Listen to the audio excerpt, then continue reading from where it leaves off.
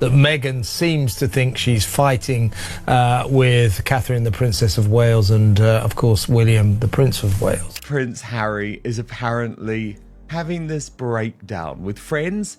The internet is often described as permanent, a place where history is recorded and cannot be undone.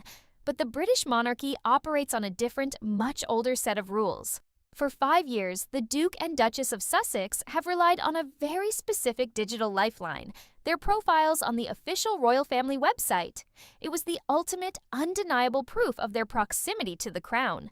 It was the anchor that validated their Hollywood contracts, the silent endorsement that allowed them to command millions. But with a single unannounced keystroke, that anchor has just been permanently severed. Prince Harry has not merely been downgraded, he has been digitally erased. To understand the sheer, unadulterated panic radiating from the Sussex PR machine today, you must understand how the men in gray suits operate. They do not engage in petty Twitter wars. They do not release frantic defensive statements. They wait, they audit, and then they execute with terrifying constitutional precision. Late in the London night, while California was still basking in the afternoon sun, the palace webmasters activated the digital guillotine. The lengthy biographies detailing Harry and Meghan's royal achievements were scrubbed. The half-in, half-out illusion was violently crashed. They were reduced to a mere footnote at the very bottom of the page, grouped with disgraced royals, and effectively locked out of the institution's living history. Let us go inside the $14 million Montecito compound to witness the fallout. The California sun is blinding outside, but the house is a freezing, isolated tomb. The silence is absolute, predatory, and entirely deafening. In a fortress that supposedly houses a vibrant, thriving family, there is no joy. There are no sounds of children playing in the immaculate, sterile corridors.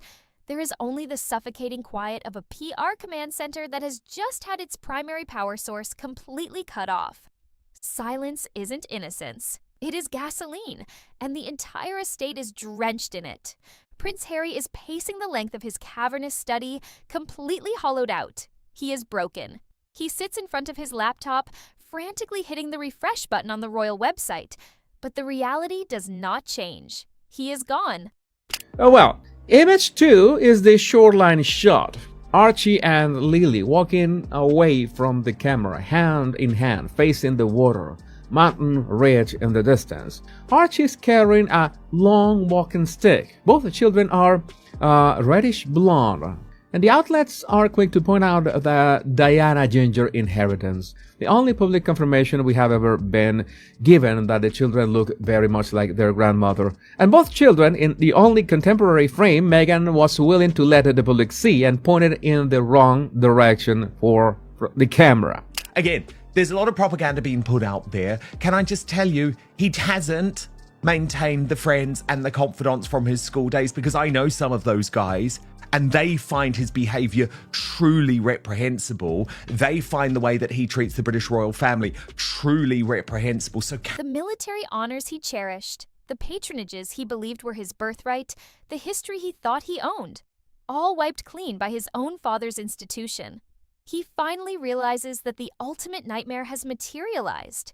He is no longer a prodigal son on an extended vacation. He is an exiled, depreciated asset. The protective shield of a 1,000-year-old empire has completely evaporated, leaving him marooned on an island of his own making. Down the hall, in the war room, Meghan is not weeping. She is never sad.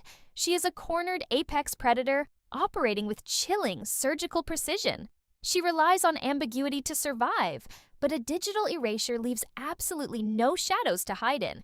You cannot merchandise a royal connection that the royals themselves publicly deny. Contact the tech publications. She dictates to her scrambling, panicked crisis team over an encrypted line, her voice metallic and entirely flat.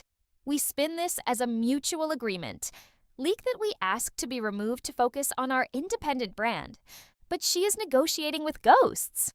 A way of showing, how they feel about things, because they can't otherwise with their voice or with, other ways. This is a great way to show how you feel.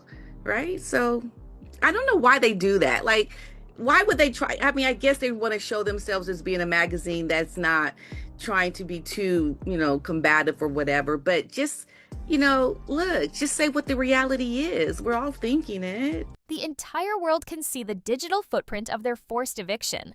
Across the ocean, Prince William, the enforcer, stands in the quiet, historic authority of the palace. He watches the Montecito simulation violently crash. The monarchy didn't have to strip the titles to destroy their leverage, they just had to hit delete. The perimeter is secured, and the final erasure has only just begun. The digital erasure was not just a deletion, it was a highly calculated, brutal demotion. When the palace webmasters scrubbed the Sussex biographies, they didn't just remove their accolades, they violently repositioned them. Harry and Meghan were dragged to the very bottom of the royal family page, placed directly alongside the disgraced Prince Andrew. This was not a coding error. It was the men in gray suits sending an undeniable global message. The Sussexes are no longer viewed as progressive modernizers. Prince Harry is having such a nervous breakdown that a picture of his young niece celebrating for an old friend of the Duke of Sussex tells Richard Eden that Harry desperately wishes his own children, Prince Archie, who turned 7 yesterday, and Princess Lilibet 4, enjoyed the same sort of childhood as their cousins Charlotte, Prince George, and Prince Louis. Who took that right and that opportunity away from them? Chickens coming home to roost is the saying that rings a bell here. They are officially categorized as institutional liabilities. Inside the freezing $14 million Montecito tomb, the silence is absolute and deafening. Silence isn't innocence, it is gasoline, and the entire estate is drenched in it. Prince Harry stares at the screen, completely hollowed out. He is broken. He realizes he has been officially classified not as a beloved rogue, but as a disgraced exile. He traded the unquestioning respect of the British public for a California mirage, and his family has just publicly categorized him as a toxic, depreciated asset. In the war room, Meghan is never sad. She operates with chilling surgical precision. Draft a statement about our charity work, she dictates to her shrinking PR team over an encrypted line.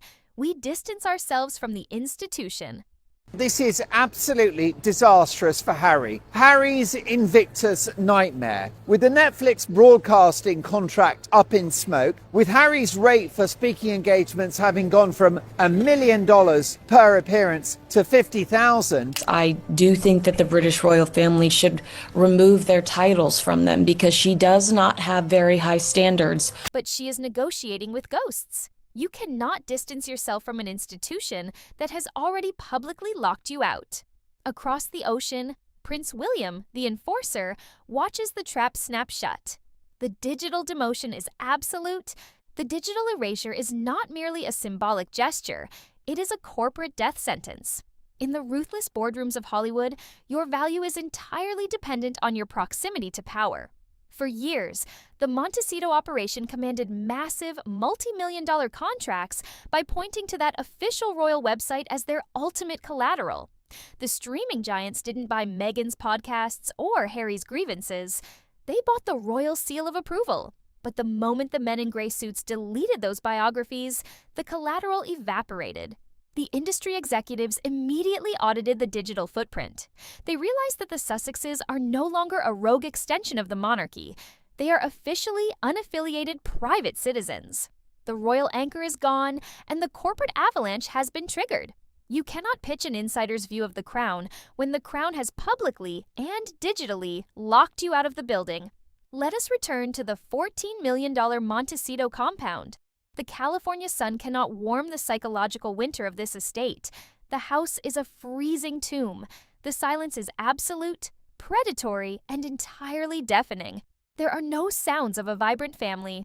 There is only the terrifying quiet of a brand that has just lost its underlying currency. Silence isn't innocence, it is gasoline. And the match has just been thrown. Prince Harry is no longer just pacing. The title of our broadcast is realized. He explodes. The suppressed rage of... This is what the pal told Mr. Eden. Archie and Lily are having a lovely time in California, a lovely time as prisoners in that mansion. But Harry is very sad that they are missing out on life with the rest of their family. During his return visit to Britain last September, Harry told a friend that he and his wife Meghan plan to educate their children in this country, meaning the UK. Harry feels his children are missing out on the extensive family network that their cousins are enjoying. The first one is a printed copy of an image from 2019. Harry on a couch, a sleeping newborn on his chest. The whole thing held up in Meghan's own hand for the camera. A photograph of a photograph. A copy of a copy. 5 years of failure violently boils over in his cavernous study. He is completely hollowed out, broken, and consumed by a terrifying realization. The recruitment operation he fell for promised him he could dictate terms to a 1,000-year-old empire.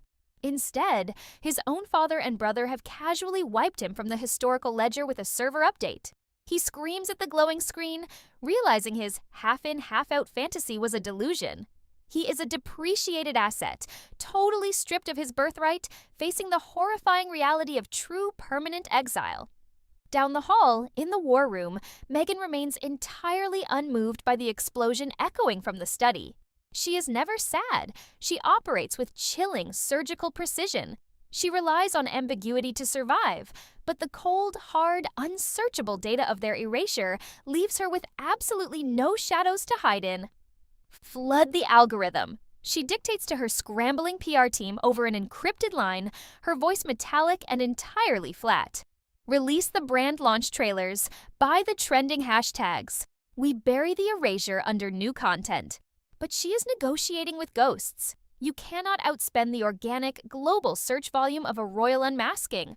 The internet is forever, and their deletion is trending worldwide. Across the ocean, Prince William, the enforcer, monitors the digital analytics. He is cold, he is surgical, he is final. The palace's SEO strategy was flawless. The men in gray suits didn't need to issue a statement. They simply removed the Sussexes from the search results. The digital perimeter is permanently sealed, and the Montecito simulation is completely out of oxygen.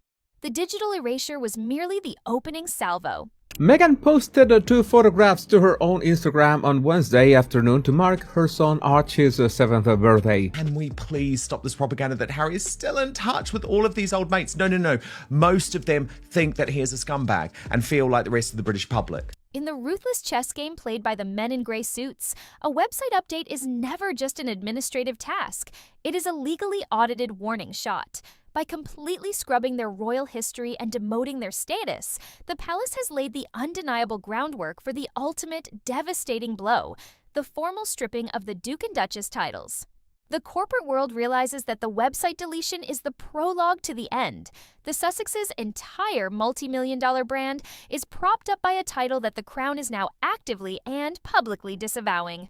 Their ultimate shield is rapidly cracking, and their financial vulnerability is absolute. Let us step back inside the $14 million Montecito fortress. The house is a freezing tomb. The silence is absolute, predatory, and deafening.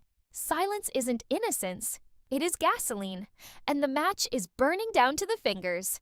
Prince Harry is pacing furiously, completely hollowed out. He is broken. He watches the digital footprint of his entire life evaporate, realizing that if the institution can delete his history with a single keystroke, his titles are next. He is a depreciated asset staring directly into the abyss of total identity erasure. In the war room, Meghan is never sad. She operates with chilling surgical precision. And as Hello went on, His Majesty King Charles loves spending time at his Gloucestershire home, Highgrove, and the countryside retreat is full of very personal elements, including family photographs. A fresh look inside the royal residence has revealed that the monarch has had a reshuffling of the photo frames, and seemingly a photo of Meghan and Harry's wedding day has been moved from its prime position. An Instagram story by royal photographer Chris Jackson, who was at the property to host an event, quickly snapped 2 of his own images on display in one of the gorgeous rooms. A small wooden table showed an image of Prince Harry shoulder to shoulder with his brother Prince William and father King Charles. Another showed King Charles holding his grandson Prince Louis. In 2024, influencer Lydia Malin spotted this very spot, but eagle-eyed fans will be able to spot the difference. It's not a coincidence. This is absolutely symbolism, and it backs up what I have been reporting earlier in the show, which is that this delusion that Harry has that things are great between him and Charles is increasingly out of touch.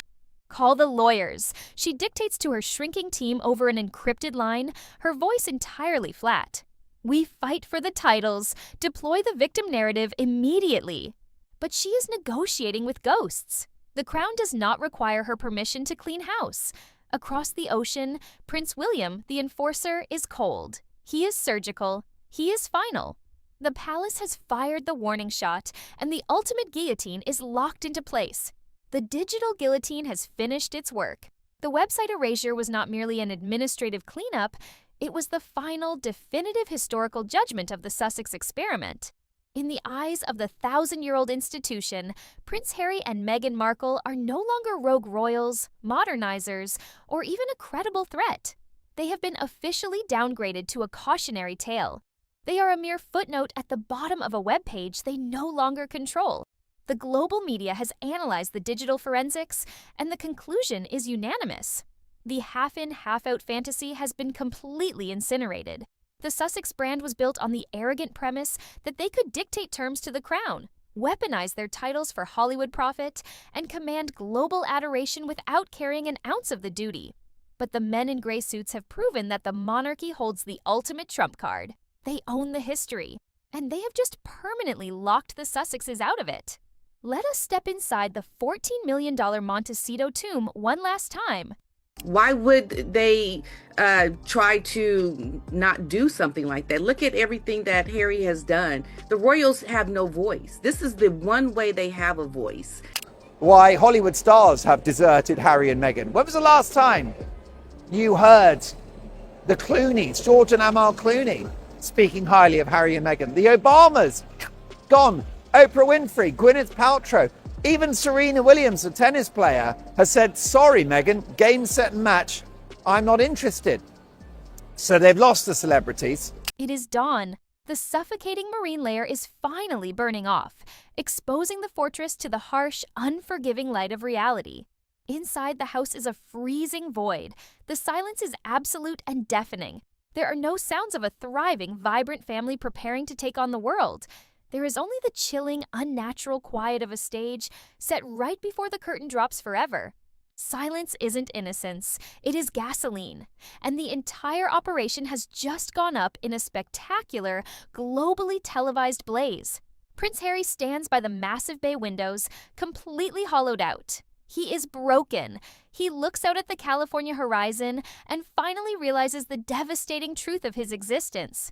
That's what they do, erase you from history, erase you from, looking like you're still a part of the family. Absolutely, they did that intentionally because they're sending a message. Why would they try to not do something like that? Look at everything that Harry has done. The royals have no voice. This is the one way they have a voice, is through these symbols and, Are done. They are out. They've checked out of the project. Now, one's got to conclude that they're furious and don't want to be associated with the toxic Sussex brand. He didn't escape a toxic institution. He was systematically extracted from his only source of power and protection. He traded the unquestioning respect of the British public for a transactional, ruthless Hollywood mirage that has just completely evaporated. He is a depreciated asset with absolutely nowhere to run. The shield is gone, the royal bank is closed. His digital legacy, his military honors, and his history have been casually erased by his own blood. In the war room, Meghan stands amidst the shredded remains of a 5-year PR strategy. She is a cornered predator. She is never sad. She operates with chilling surgical precision, desperately searching for a new narrative.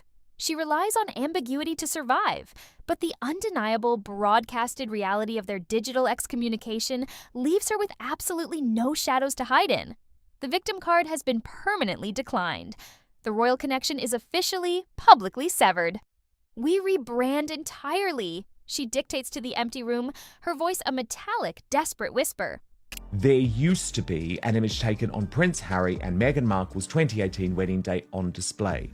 Now, of course, Hello Magazine, because they're pretty soft on these things and quite careful with Harry and Meghan, said, there's a chance Charles's team has simply chosen to display the wedding image elsewhere, but it's lovely to see the smiling snap of Charles and Louis now proudly on display. I mean, pull the other one, P. Dinah. Of course, this with the media, it's just there's just so much going with their lives in terms of, you know, what people are saying that they said, you know, what the reality is. And I just think it plays to the fact that, you know, Harry's life is a mess. We drop the titles ourselves. We claim it was our idea. They cannot erase us if we choose to leave. But she is negotiating with ghosts. The leverage is gone. The investors have fled. The entire world has seen the digital deletion, and you cannot unring the bell of global, institutional humiliation. Across the ocean, Prince William, the enforcer, stands in the quiet, historic, and absolute authority of the palace.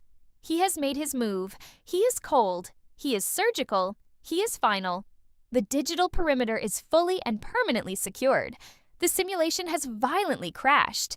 The 1,000-year-old institution stands unscathed, while the Montecito experiment lies in ruins. History will remember Meghan and Harry not as the modernizers who conquered the monarchy, nor as the power couple who conquered Hollywood. History will remember them as the grifters who walked willingly into their own trap, traded their birthright for a fleeting moment of celebrity, and became the ultimate discarded footnote. Stay sharp, stay skeptical, and remember, the truth is undefeated.